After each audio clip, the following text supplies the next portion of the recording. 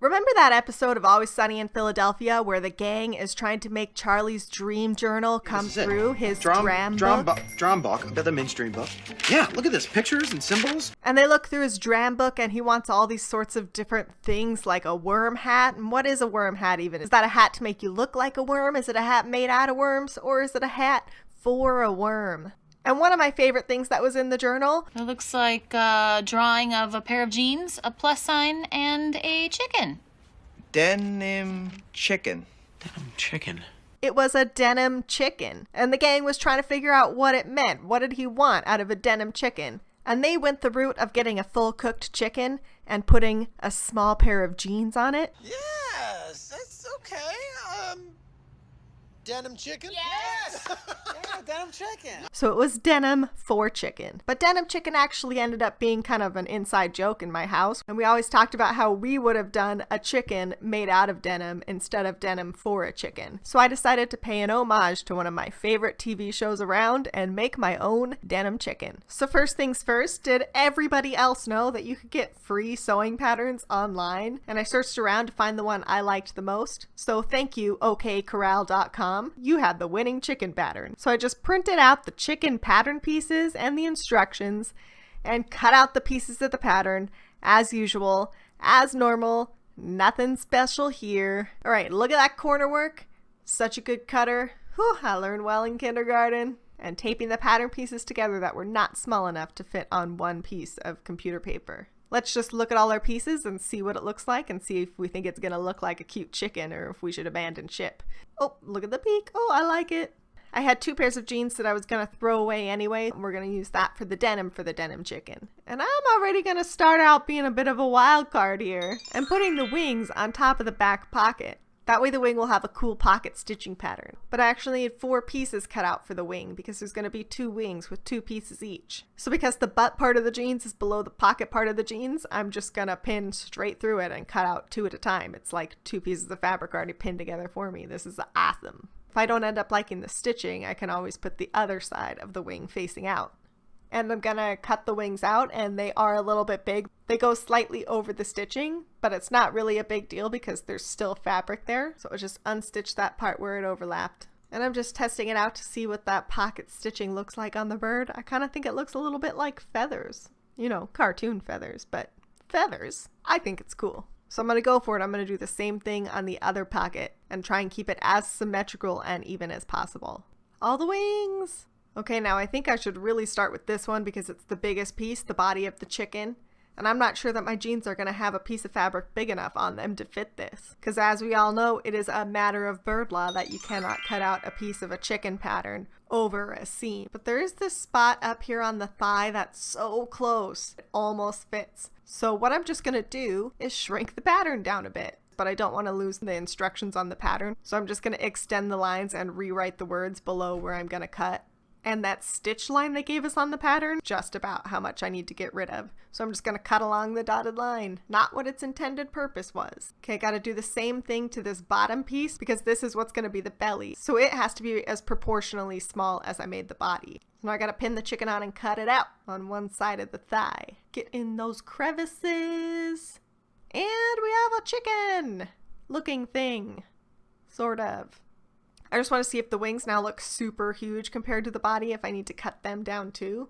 But I actually kind of like the wings to look as big as they look on that chicken, so I'm going to say that this was all for the best. I have a chicken-shaped hole in my jeans. Now I have to try and do the same thing to the other side. Cut the chicken out of the other thigh of the denim, and no problem.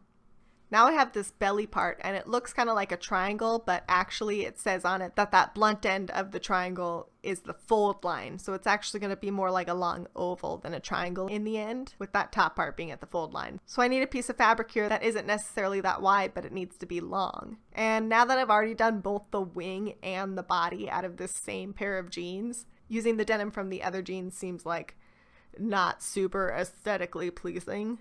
But the leg is the perfect height, so I am just going to chop this leg off. So I fold that piece of fabric over, pin that pattern piece on, and cut it only on the 2 edges and not on the edge that's on the fold line. And there we go, a belly! It looks like it's going to work, by golly. Okay, now I got to sew together the wings as you would sew together anything. Put the right sides facing in, sew around the edge. Leave a hole for turning it inside out. I am notoriously bad at turning things inside out in sewing because the holes I leave are super small. Then once it's inside out, I stitch around the edges to kind of give it a border, a nice edging. And do the same thing with the other wing. For that thing on the chicken's head, the comb, they do have a pattern piece for it, but I kind of just got inspired by the belt loops on my jeans. If I curled them over, it could be a really cute comb. So I'm just unstitching the belt loops here to try and test out that theory. And yeah, I think that could actually work. I don't think this is too bad of an idea. Now I gotta find a way to get this comb to stay on when I sew the chicken together, so I think I'm gonna sew the pieces of the comb onto one half of the chicken first. So I'm folding them in half to make a loop and pinning them up at the top of the head but facing upside down. Because eventually I'm gonna sew the other half of this chicken on top of this and then turn the whole thing inside out. Alright, that waddle thing on the chicken's chin, that also comes with a pattern piece. But I'm not sure I'm feeling that. Or maybe I could also try one of the belt loops on that. And that would kind of bring the belt loops together, tie the whole thing together, and will look really cool. So I kind of like jimmied around and folded and sewed this belt loop to look as waddle shaped as possible. Now I have to figure out what to do with the beak. They did provide a beak pattern piece, but again, I want to be unique. So I tried to fold over the beak maybe on the hem of the jeans so it has a cool edging to it. And I just sewed a triangle together of the hem of the pants to make a beak. So that has some extra stitching and texture and kind of character to it than just a plain piece of denim. So the situation we've got here is two halves of a bird that need to be face down to each other. But then we want the bird to sit upright, so it also has this belly piece at the bottom that's curved. And I'm going to pin it to one chicken first. And I have to be careful to get this curve right because they are not laying flat on top of each other. And just sew it the way I pinned it, and voila! Now for the other half of the chicken, I'm going to pin the top half of the chicken first because that's the part with the most obvious shape where things should match up. And then I'm going to pin the bottom half of the chicken to the other half of the belly piece. And then I'm going to carefully sew this chicken together, trying not to go through the wrong layers, as occasionally happens.